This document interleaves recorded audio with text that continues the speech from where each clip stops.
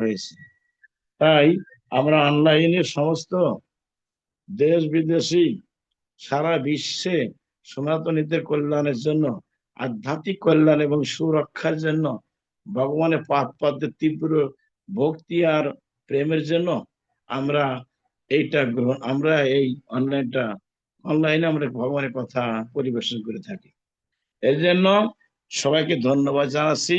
সনাতনীদের প্রতি আমার একান্ত অনুরোধ, তারা যেন অবশ্যই আমাদের এই প্রতি শুক্রবারে গীতা ক্লাস, প্রতি মঙ্গলবারে অনলাইনে শ্রীকৃষ্ণের কথাগুলো তারা যেন ইচ্ছায়ক অনিচ্ছায়ক শ্রবণ করে থাকেন, তাদের কল্যাণ সুনিশ্চিত হবে।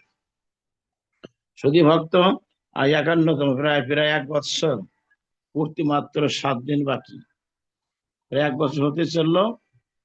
আমরা অত্যন্ত গর্বিত এবং আনন্দিত যে 1 বৎসর প্রায় আমরা আমাদের গ্রুপে ভক্তবৃন্দ সংযুক্ত থেকে তাদের আরাম আয়েস পরিত্যাগ করে, অন্য চিন্তা অন্য ভাবনা পরিত্যাগ করে তারা যে আমাদের এই অনলাইনে সংযুক্ত থেকে ভগবানের কথা শ্রবণ করছে, আমি তাদেরকে বারবার সাধুবাদ জানাই।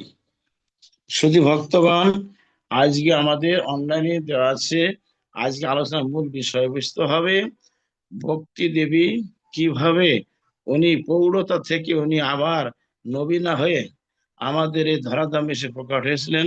তার 2 ছেলে জ্ঞান বৈরাগ্য আর একটা কন্যা মুক্তি, কিভাবে তারা আবার কৃষ্ণ কথা শুনে তারা পুনর্জীবিত হয়েছিল এবং সনাতনীদেরকে আবার তারা ভক্তি এবং প্রেমে আপ্লুত করে আমাদেরকে আবার পুনরুজ্জীবিত করেছিলেন।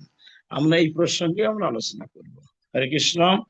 একদিন দেবর্ষি নারদ, ভাগবতটা আছে কি আমাদের তিতাব জ্বালা নাশক, আমাদের অমল গ্রন্থ, যার কোনো মলিনত্ব নাই, মালিন্যতা নাই, যার যুগে কলমশ বা কোনো পাপ নাই, তাপ নাই, কালিমা নাই, নিষ্কলুষ ভাগবত, যা শ্রবণ করলে সবসময় আমাদের মঙ্গলই এনে দেন। শ্রবণ মঙ্গলম সর্ব বেদান্ত সারাং শ্রীমদ ভাগবতে মিশ্যতে তদ রসামৃত তৃপ্ত শতরথী নান্যত্র কচি। মানে সর্ব বেদান্তের সারকেই শ্রীমদ ভাগবত বলা হয়। এই ভাগবতের রসে যারা ডুবে গিয়েছেন তাদের অন্য শাস্ত্রের প্রতি কোনো চাহিদা একেবারেই থাকে না। কেউ যদি মধু পান করে অমরত্ব লাভ করে, অমৃত পান করে, সে কখনো কি আর এই জাগতিক কোনো খাদ্য গ্রহণ করতে চায়? এটাও তদ্রূপ। এটা আছে সমরস পান করা। যেমন সমরস পান করলে, স্বর্গের সমরস পান করলে অমরত্ব লাভ হয়, তদ্রূপ ভাগবত রূপ অমৃত যারা পান করে তারাও অমরত্ব লাভ করে থাকেন। তারাও কোনো আধুনিক কোনো গ্রন্থ, কোনো বৈষয়িক কোনো বই, নাটক, নভেল ওদের কাছে আর ভালো লাগে না। তারা একবার ভাগবতকে আশ্রয় করে, ভাগবতকে জন্ম জন্মান্তর আপন করে নেয়, অর্থাৎ ভগবানকে আপন করে নেয়।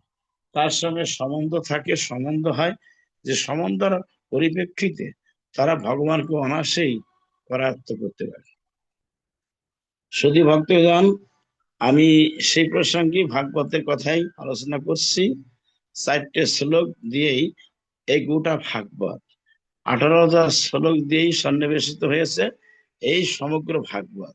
ভাগবতকে বেদান্ত, সমস্ত বেদের অন্ত, সমস্ত উপনিষদের অন্ত, সমস্ত গীতার অন্ত, সমস্ত কিছুর মূল সারভূত অংশ এই ভাগবত। হাজার হাজার বছর আগে এই ভাগবত রচিত হয়েছে, হাজার হাজার। এর কোনো খ্রিস্টাব্দ বা বঙ্গাব্দ নাই, অনেক অনেক আগের থেকে ভাগবত। এই ভাগবতে স্বয়ং বেদব্যাস কৃষ্ণদ্বৈপায়ন তিনি আর কি রচনা করেছেন অনেক অক্লান্ত পরিশ্রম করে। গুরুদেব দেবর্ষি নারদের কৃপাকে পাথেয় করে, পূর্বাপর গুরু পরম্পরার আশ্রয় গ্রহণ করে, সমস্ত বৈষ্ণবদের কৃপাকে পাথেয় করে উনি এই ভাগবত রচনা করেছেন। ভাগবতে তীব্র ভক্তি, বিশেষ ভক্তি এবং প্রেম ভক্তির মাধ্যমে আমরা ভগবানকে অনায়াসেই লাভ করতে পারি। এহেন ভাগবত সবার ঘরে ঘরে পূজিত হোক, এহেন ভাগবত সবার কণ্ঠে মালা হয়ে থাকুক, এহেন ভাগবত সনাতনীদের কণ্ঠের মণিমালা হয়ে অবস্থান করুক, এটা আমার একমাত্র অভিপ্রায়। শুধু সনাতনী ভক্তবৃন্দ, কৃষ্ণ ভক্ত মাতৃমণ্ডলীগণ, আজকে আমরা মূল আলোচনায় চলে যাচ্ছি। এই ভাগবত এক সময় দেবর্ষি নারদ, উনি ত্রিভুবন ঘুরছেন, ত্রিভুবনে স্বর্গ মর্ত পাতাল ত্রিভুবনে বেড়াচ্ছেন। দেখছেন যে কোথাও ভগবানের কথা শুনতে পাচ্ছেন না, শুধু হাহাকার, আর সবাই বৈষয়িক কর্মে লিপ্ত। আমিত্ব ছাড়া সেখানে কোনো কিছু নাই, শুধু সবার ভিতরে অহংকার, আমিত্ব, আর সব জায়গায় হিংসা, বিদ্বেষ, বিদ্রুপ, সব জায়গায় অহংকারে পরিপূর্ণ হয়ে গেছে। কোনো কৃষ্ণ কথা নাই, জগতে একেবারে শুধু কৃষ্ণ কথা বিহীন। সবাই যেন কেমন নরকে তার প্রান্তে পৌঁছে গেছেন। তাই নারদ মুনি, তার হৃদয়টা আপ্লুত হলো, হৃদয়টা বিগলিত হয়ে গেল। তিনি পাগলের মতো উনি ভ্রমণ করতে লাগলেন, একবার স্বর্গে, একবার মর্তে, একবার পাতাল লোকে। তিনি একেবারে পাগলের মতো হয়ে গেলেন। পরিশেষে মর্তে এসে হঠাৎ করে যাচ্ছেন সে বদ্রিকার দিকে, যেতে যেতে প্রতিমধ্যে দেখা হয় ব্রহ্মার প্রথম মানুষ পুত্র চারজন, সনন্দ, সনত কুমার, সনক, এই তারা চারজন। তারা আজীবন ব্রহ্মচারী, জ্ঞান তাপস। ব্রহ্মার বরে তারা সবসময় কৈশোর থাকবে বা কিশোর থাকবে, তারা কখনো বৃদ্ধ হবে না। সারা যুগ ধরে সত্য, ত্রেতা, দাপার, কলি, 4 যুগ দিয়ে তারা অমর হয়ে তারা এখনো আছেন আমাদের মাঝখানে, এখনো পতিত আছে ভাগবতে। যেখানে কৃষ্ণ কথা হবে, যেখানে আমার পরমেশ্বর ভগবানের কথামৃত পরিবেশন হবে, এই 4 জন ব্রহ্মার মানসপুত্র সেখানে গিয়ে অবস্থান করেন। তারা সবসময়ের জন্য ছদ্মবেশ ধারণ করে তারা মানুষের মধ্যে একা একা একীভূত হয়েছে। তারা ভগবানের দিব্য নাম শ্রবণ করে এবং জগৎকে কৃষ্ণ প্রেমে মাতোয়ারা করে দিচ্ছেন। এই সনত কুমার সনন্দ, সনত কুমার সনন্দ আর সদানন্দ, এই মূল 4 জন দেখা হলো নারদের সঙ্গে। দেখা হলে পরে দেখা হলে পরে এখন ওই নারদ মুনি বলছেন কি, নারদ মুনি নারদ মুনি দেখেই চতুর্শনকে প্রণাম করলেন। প্রণাম করে বলছেন কি, আরে ও সতর্ক হতে হবে। প্রণাম করে বললেন কি, হে চতুর্শন, ব্রহ্মার মানস পুত্র, আপনারা তো আজীবন ব্রহ্মচারী, জ্ঞান তাপস তাপস দিয়ে না, জ্ঞান তাপস। আমি সব জায়গায় ঘুরেছি, আমরা সব জায়গায় ঘুরেছি, আমি সব জায়গায় ঘুরেছি, স্বর্গ মর্ত পাতাল, কিন্তু আমি আর কি বলবো, আমি কোথাও ভক্তি মাকে পেলাম না। ভক্তি শূন্য সারা পৃথিবী, সবাই অনাচার, ব্যভিচার, সবার ভিতরে অহংকার, আভিজাত্য, দর্প, তারা কামনাসক্ত হয়ে পাঠা বলি এবং জীবনহানি ঘটাচ্ছে। এরা নরকে দ্বার প্রান্তে বসে গেছে। তা আমি দেবর্ষি বা নারদ বলছি, আমি এটা দেখে আমার করুণায় আমার আমার হৃদয়টা আপ্লুত হয়ে পড়েছে। আপনারা বলুন, আপনারা ত্রিকালজ্ঞ ঋষিগণ, বর্তমান ভূত ভবিষ্যৎ বলতে পারেন, আপনারা আজীবন ব্রহ্মচারী, জ্ঞান তাপস, আকিঞ্চন অকিঞ্চন। আমি আপনাদের অনুকম্পা হয়ে আপনাদের শরণাপন্ন হচ্ছি। আপনারা কৃপা করে আমাকে বলুন, আমাদের ভক্তি মাতা উনি এখন কোথায় অবস্থান করছেন। এই কথা শ্রবণ করি। তখন চতুর্শন বলেন, দেবশ্রীপাদ, আপনি কোনো আপনি কোনো দুশ্চিন্তা, দুর্ভাবনা করবেন না। আমরা ধ্যান যোগে জানতে পারলাম উনি এখন বদ্রিক আশ্রমের পাশেই এক গহন বনের ভিতরে, সে ভক্তি দেবী মা, তার 2 ছেলে জ্ঞান বৈরাগ্য, তার একটা কন্যা মুক্তি, তারা একেবারে প্রৌঢ়তা প্রাপ্ত হয়ে, বার্ধক্য প্রাপ্ত হয়ে অথর্বের নেতা পড়ে আছে সেখানে। সেখানে কোনো মানুষ যায় না, সেখানে জীবজন্তুদের বাস। তারা সেখানে একাকী থেকে এই চারজন তারা কোন রকম বেঁচে আছে, এইটাই আশ্চর্য। তা আপনি আর বিলম্ব না করে তাদেরকে নিয়ে আসুন, এবং যেখানে মহিমা সারণ্য 60,000 ঋষিগণ যেখানে বসে আছেন, অপেক্ষায় আছেন, তারা অশ্রু সজল নয়নে তারা ভগবানকে ডাকছেন যে ভগবান, ভক্তি ভক্তি কোথায়? আপনি কৃপাকে ভক্তিকে এনে দিন। তা আপনি যান, আর কাল বিলম্ব না করে এখন পত্রিকা ছেড়ে যান। সেখানে গিয়ে ভক্তি মাতাকে আপনার সাধন বলে, স্বীকৃতি বলে, শক্তি বলে আপনি তাদেরকে এনে নৈমিষারণ্যে এনে 60,000 শিশুদের ঋষিদের মাঝখানে এনে মাঝখানে রাখুন। তারপরে কৃষ্ণ কথা, ভাগবত কথা শ্রবণ করলেই আমি আশা করি আবার মা তিনি নবীনত্ব প্রকাশ করবেন। এই কথা শ্রবণ পূর্বক নারদ উনি আর কাল বিলম্ব না করে উনি চলে গেলেন উর্ধ্বশ্বাসে, গভীর আগ্রহ নিয়ে, অশ্রু সজল নয়নে কানতে কানতে চলে গেলেন সে পত্রিকা আশ্রমে। গিয়ে অনেক খোঁজাখুঁজির পর দেখতে পেলেন এক বনের ভিতরে অশ্বত্থ বৃক্ষ মিলে মা ভক্তি দেবী তিনি পড়ে আছেন অথর্বের মতো। তার জন্য কোন রকম দেহত্ব বোধ নাই, যে কোনো শক্তি নাই, প্রৌঢ়তায় প্রৌঢ়তার চরম শিখরে পৌঁছে গেছেন। মানে এখন মরে কি তখন মরে। তার দুই ছেলে পড়ে আছে একেবারে বৃদ্ধ অবস্থায়, মাথার চুল পেকে ধবধব হয়ে গেছে। আর ভক্তি দেবী মা ওইরকম একেবারে বৃদ্ধা জননী হয়ে কোন রকম শ্বাস প্রবাহিত হচ্ছে।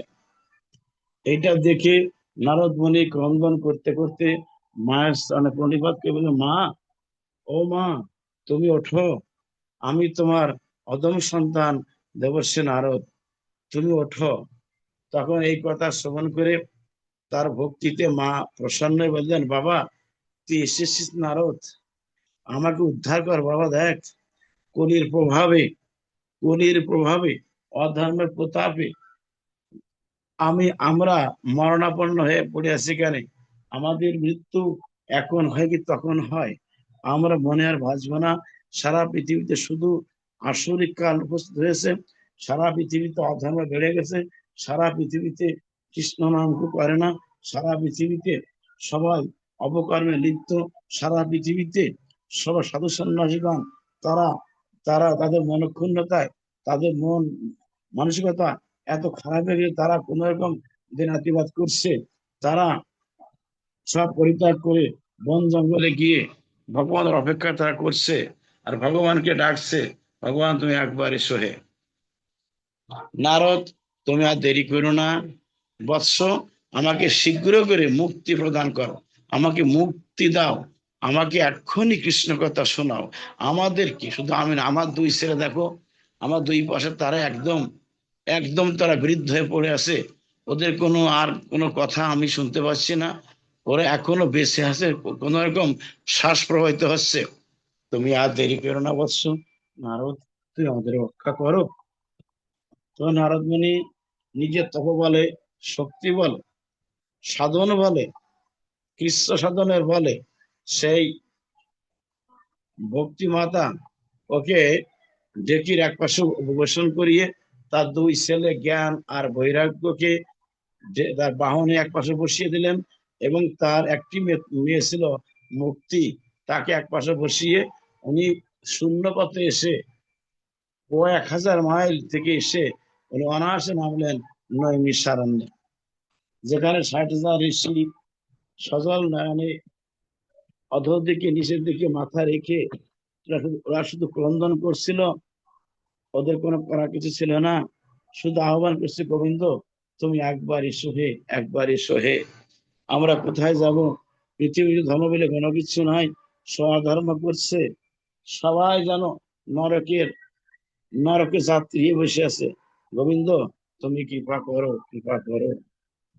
তখন দেবর্ষিপাদ অনায়াসে নামিয়ে দিলেন ভক্তিমাকে, তার দুই পাশে জ্ঞান আর বৈরাগ্য, আর তার একমাত্র কন্যা মুক্তি। এমন সময় নারদ মুনি বললেন, হে ঋষিগণ, আপনারা আর কখনো দুশ্চিন্তা করবেন না। আপনাদের সাধনা পূর্ণ হতে চলেছে। আমি অনেক প্রকার অনেক কঠিন সাধন করে অনেক অন্বেষণ করে ভক্তিমাকে এনেছি। আশা করি আমাদের ভক্তিমাতা উনি এখনই তিনি নবীনত্ব প্রকাশ করবেন। তিনি আবার তিনি যুবতী হবেন, তার দুই ছেলেও তাই হবে, নবীন হবে, যুবক হবে। আপনারা চিন্তা করবেন না, এখনই ভাগবত পাঠের ব্যবস্থা করা হোক। এই কথা শুনে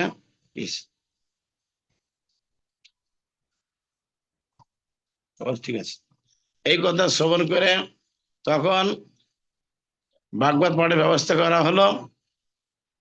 ভাগবত পাঠ শুরু হয়ে গেল।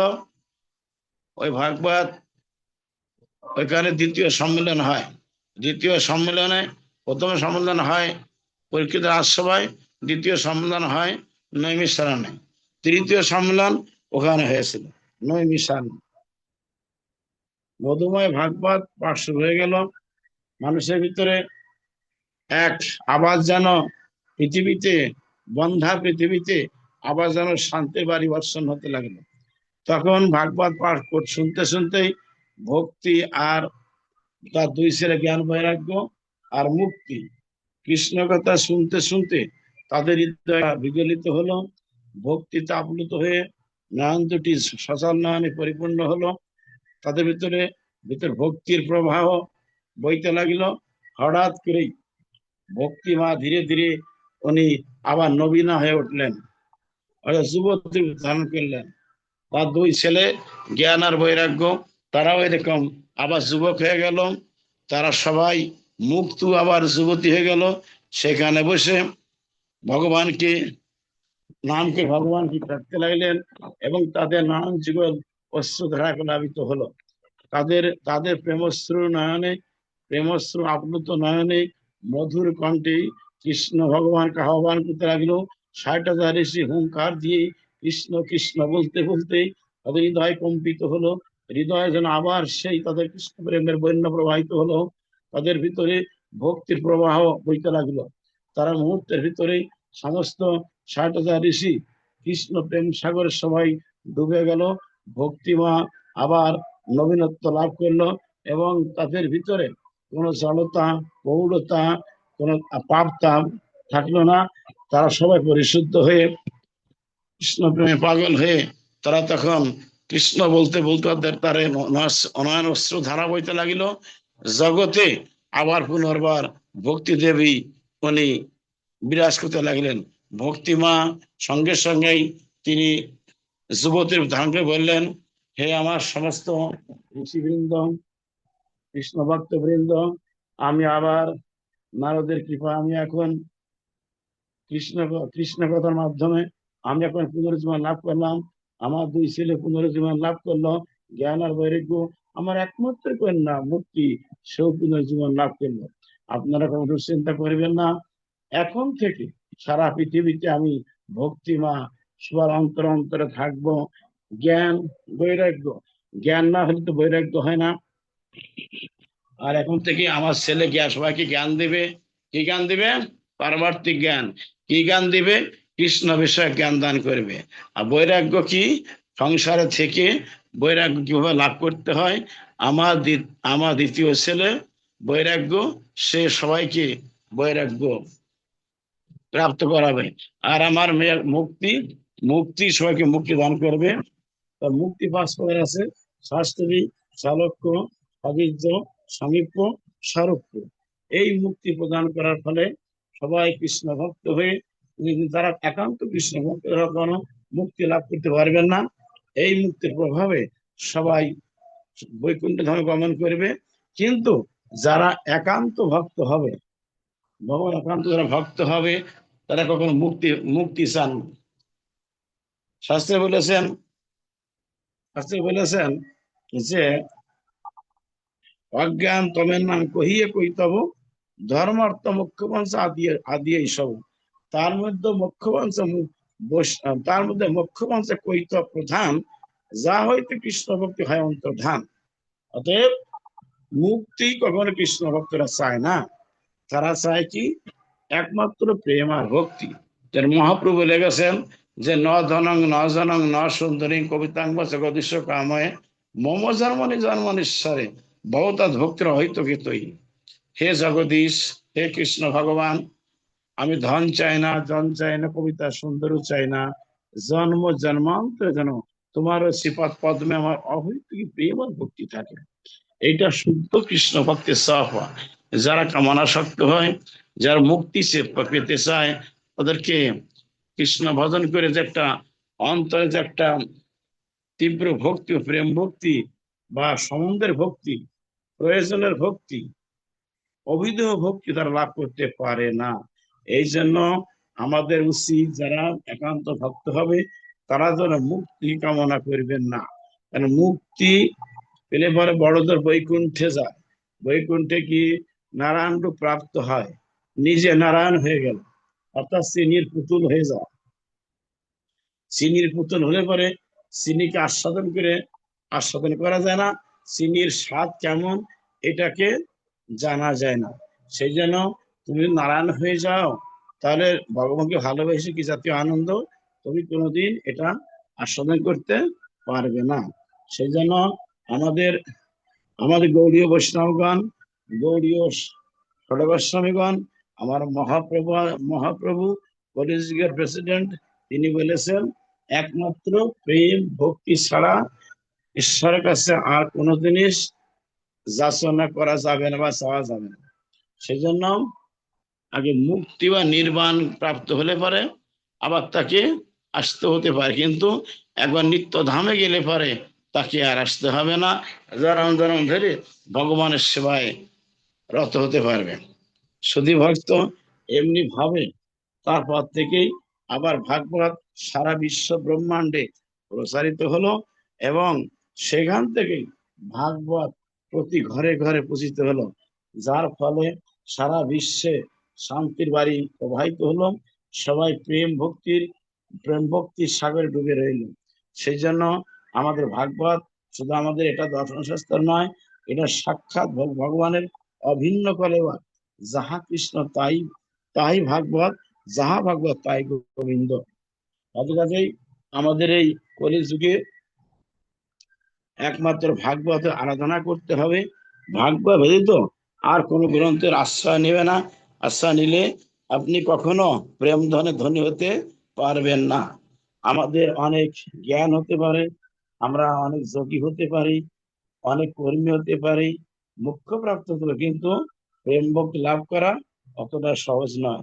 প্রেম ভক্তি লাভ করতে হলে একমাত্র গোবিন্দ চরণের শুদ্ধ ভক্তি অর্পণ করতে হবে।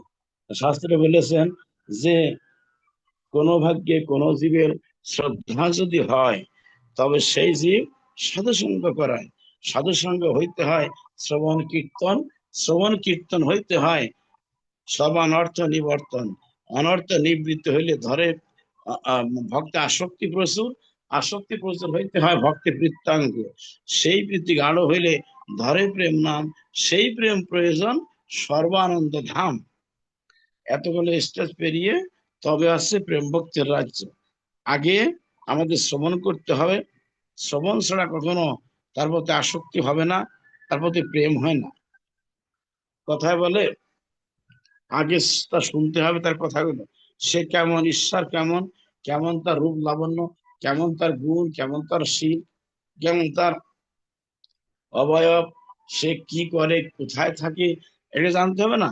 এটাকে জানতে হলে সাধু মুখে শুনতে হবে, গুরু মুখে শুনতে হবে। সাধু মুখে হরি কথা শুনতে হবে, গুরু মুখে হরি কথা শুনতে হবে। তাহলে সাধু এবং গুরু তারা কোনোদিন আমাদেরকে বিভ্রান্ত করবে না, আমাদেরকে একটা সুন্দর পথ দেখিয়ে দেবে, যে পথে গেলে পরে আমরা অনায়াসেই ভগবানকে প্রাপ্ত হতে পারবো। সেই যে শাস্ত্র বলে যে সাধু সঙ্গ সর্বশাস্ত্রে কয়, লবমাত্রে সাধু সঙ্গে কৃষ্ণ প্রাপ্তি হয়। এবার একথা সবাই মনে রাখতে হবে যে সাধু গুরু কখনো আমাদেরকে কুপথে ধাবিত করবে না, আমাদেরকে অবশ্যই সৎ পথ ধাবিত করবে, এবং আমাদেরকে অবশ্যই ভগবানের পথ দেখিয়ে দিবে। সেজন্য আগে শ্রবণ করতে হবে। শ্রবণ তো বিভিন্ন রকম আছে, কৃষ্ণ কথা শ্রবণ, আবার হরিসভায় গমন, ভাগবত পঠন, গীতা পঠন, এগুলোর মাধ্যমে ভগবানের প্রতি আসক্তি আসবে। আসক্তি মানে তাকে পাওয়া তীব্র উৎকণ্ঠা থাকবে, তাকে পাওয়ার উৎকণ্ঠা থাকবে। আমি তাহলে কি করে তাকে কি করে পাবো? যখনই এটা আসবে, পাওয়ার তীব্র উৎকণ্ঠা থাকবে, তখনই কি হবে? সাধু সঙ্গ হবে। তার ভালো লাগবে না অন্য কোনো কাজ। কোথায় গেলে সাধু পাবো, কোথায় গেলে গুরু পাবো? ওগো গুরু, ওগো সাধুগণ, আপনারা বলুন আমি কিভাবে গোবিন্দের সান্নিধ্য পাবো? তখন একটা পাওয়ার জন্য একটা লালসা থাকবে। এই লালসা নয় সামান্য কথা। ও দেবেন্দ্র, মনীন্দ্র, যোগীন্দ্র, দেব, ঋষি আদি যার ধ্যানে মগ্ন থাকে পাওয়ার জন্য। আর সেই সমস্ত মহাত্মাগণ আমাদেরকে সুন্দর পথ দেখিয়ে দিবেন। কোনো ভাগ্যে কোনো জীবের শ্রদ্ধা যদি হয়, শ্রদ্ধা শব্দে কয় সুদৃঢ় নিশ্চয়। হ্যাঁ, শ্রদ্ধা শব্দে কয় সুদৃঢ় নিশ্চয়। আমার এই শ্রদ্ধাটা হতে হবে সুদৃঢ়। দৃঢ় মানে কি? একবার শক্ত হতে হবে। আমি যে কোনো মুহূর্তেই আমার শ্রদ্ধা যেন ভেঙে টেঙে না যায়, খুলিয়ে না যায়, টুটিয়ে না যায়, খুলিয়ে না যায়, নিশ্চিহ্ন না হয়ে যায়। সেই জন্য শ্রদ্ধাকে গভীরভাবে ধরে রাখতে হবে। শ্রদ্ধা মানে শ্রদ্ধা, ভগবানের প্রতি শ্রদ্ধা ভক্তি রাখতে হবে। কোনো ভাই কোনো শ্রদ্ধা যদি হয়, তো সেই যে সাধুসঙ্গ হয়, সাধুসঙ্গ হইতে হয় শ্রবণ কীর্তন। যে শ্রবণ কীর্তন হবে, তোমার হবে কি? সর্ব অনর্থ নিবর্ত। অনর্থ কি? জন্ম জন্মান্তরে পাপ। পাপ তো বাবা একবারে খালন হয় না, একবার তো স্খলন হয় না, কত জনম চলে যাবে। এই যে আমরা পৃথিবীতে আছি, আমরা শুধু মানুষ রূপে জন্মাইছি, কিন্তু আমাদের ভিতরে কি প্রারব্ধ কি নেই? অপ্রারব্ধ প্রারব্ধ কর্মফল ভোগ নিয়ে আমরা ভোগ করছি। কেউ কেউ খোড়া হয়, কানা হয়, কেউ বিকলাঙ্গ হয়, কেউ 10 তলাতে বাস করে, এসিতে বাস করে, কারো কুড়িয়ে ঘরে ওঠে না। এগুলো বুঝতে হবে। কর্মান্তিক কর্মফল ভোগ করতে হবে। কর্ম না বিদ্যত জগত, কর্ম ছাড়া কেউ থাকতে পারে না। সেই জন্য কি কর্ম করতে হবে? ভগবত কর্ম করতে হবে।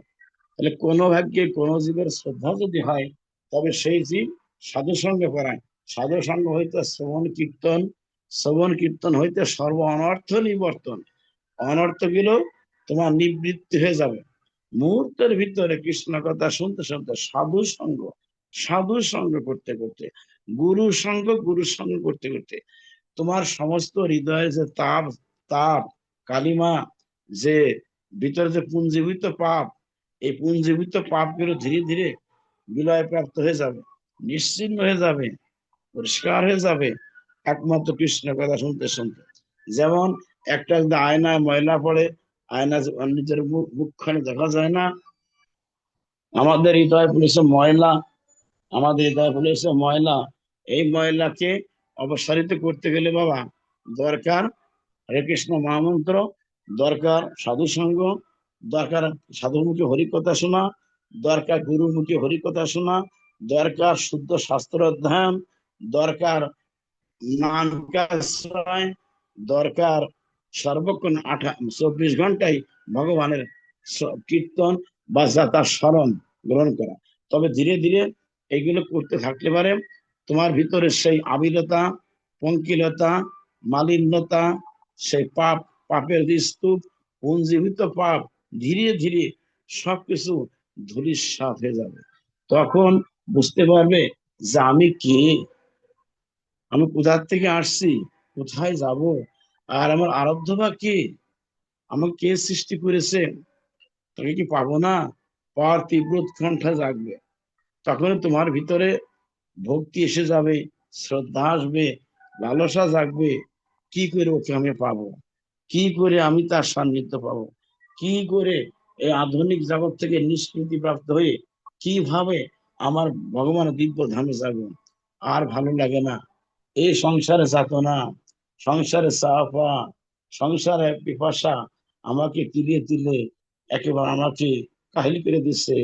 হে ভগবান, তুমি আমাকে মুক্তি দাও, মুক্তি দাও, মুক্তি দাও। এইভাবে লাভ করে।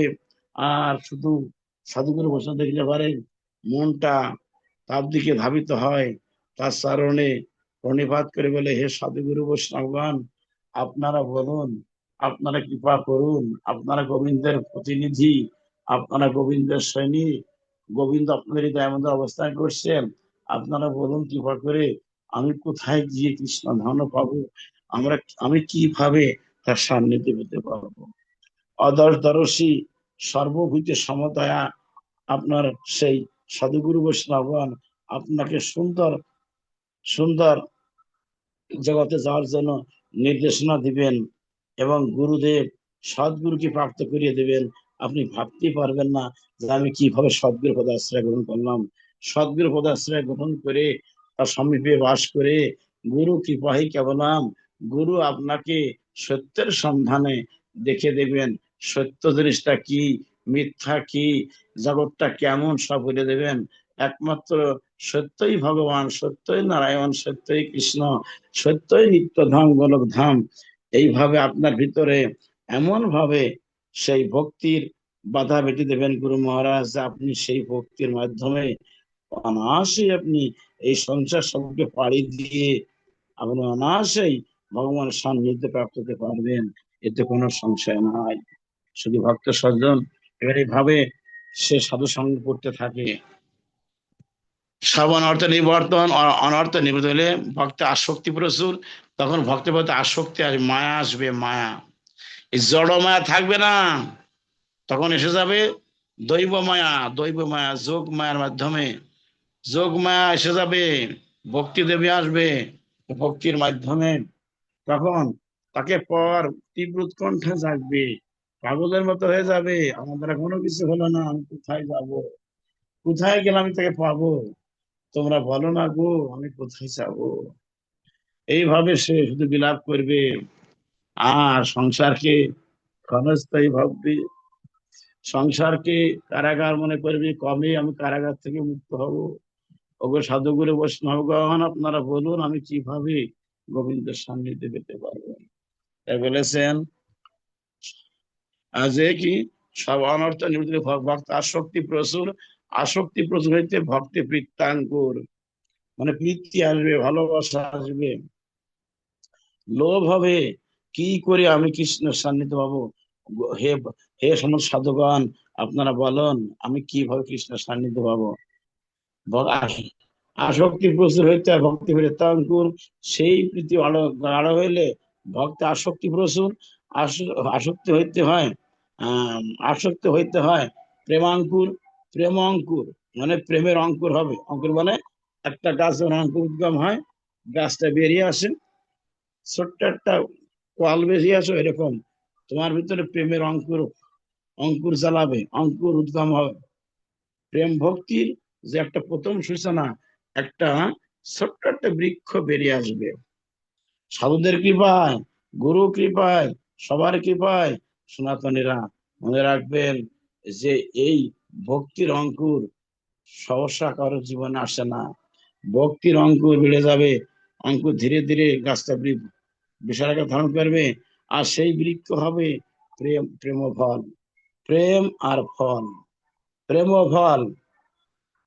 হম, প্রেম ফল, যে ফল লাভ করলে পারে সে জীবন মৃত্যুর হাত থেকে রক্ষা পায়, তাকে আর কোনোদিন এই ধরাধামে আসতে হবে না, একবারে গোবিন্দের সান্নিধ্য পাবে এবং গোবিন্দের সেবা প্রভাবে সে সংসারকে পদাঘাত মেরে অনায়াসেই ভগবানের দিব্য ধামে যাবে, সাধুগুরু বৈষ্ণবের কৃপায় সেখানে গিয়ে অনন্ত কাল সে গোবিন্দ সেবা করবে।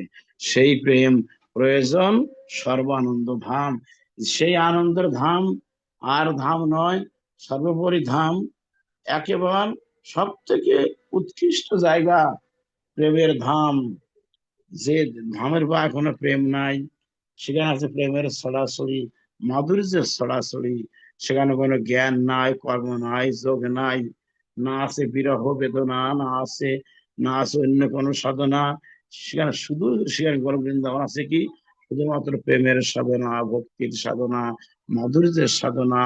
সেখানে সেখানে জীব ছেলে গেলে সেখানে সেখানে ভাবযোগ্য দেহ প্রাপ্ত হবে, গুরু কৃপায় ভাবযোগ্য দেহ নিয়ে সেখানে অবস্থান করবে এবং সবাইকে আপন করে নেবে, রাধা মাধব নিত্য সেবা করবে, গুরুর উপাস্য কি সেখানে যাবে, তার শিষ্যকে মন্দিরে স্বরূপে আখ্যা দিবে, কোন এক মন্দিরে আখ্যা দিয়ে সেই গুরু শিষ্য এক হয়ে ঠারে ঠোরে কথা বলবে, ইশারায় কথা বলে আমাদেরকে যথেষ্ট আনন্দ আনন্দ আনন্দ প্রদান করবে।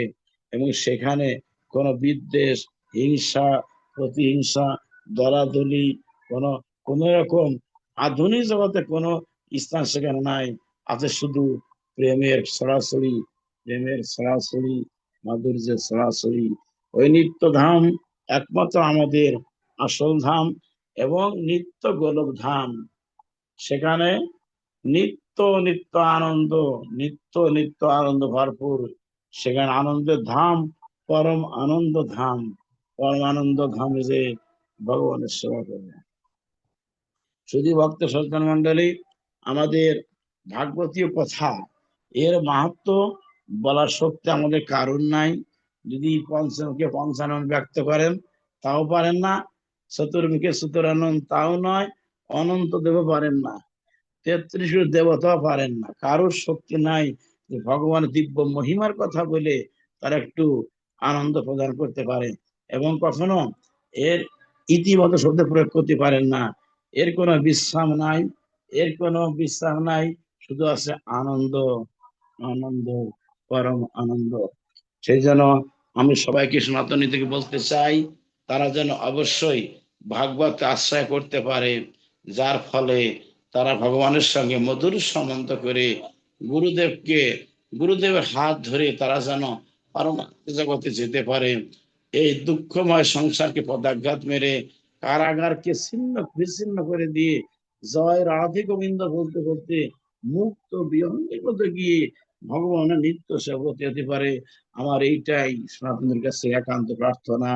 2 দিনকে দুনিয়া বাবা, আমরা শুধু সংসারের সংসেজে বসে আছি, এ সংসার সঙ্গে যাবে না। একমাত্র যায় তো গোবিন্দ নাম যাবে, হরি নাম যাবে, আপনার ভজন যাবে, আপনার কৃষ্ণ সাধন যাবে, আপনার সে প্রেম আর ভক্তির মাধ্যমে গোবিন্দের সঙ্গে আপনি, তার সঙ্গে আপনি এক হয়ে গোবিন্দ সেবা করবেন নিত্য সেবার জন্য।